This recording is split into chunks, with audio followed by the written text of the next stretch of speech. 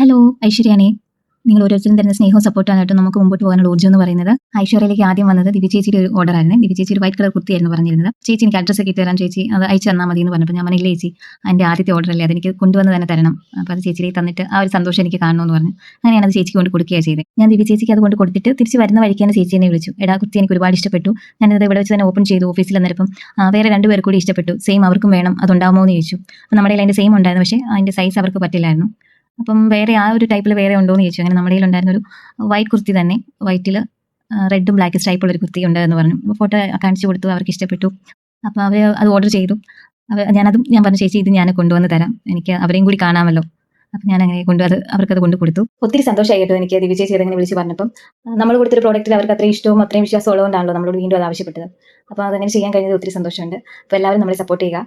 നമ്മൾ പുതിയ സ്റ്റോക്കായിട്ട് ഉടനെ വരുന്നതായിരിക്കും. അപ്പോൾ എല്ലാവർക്കും ഹൃദയം നിറഞ്ഞ വിഷു ആശംസകൾ. Okay, by.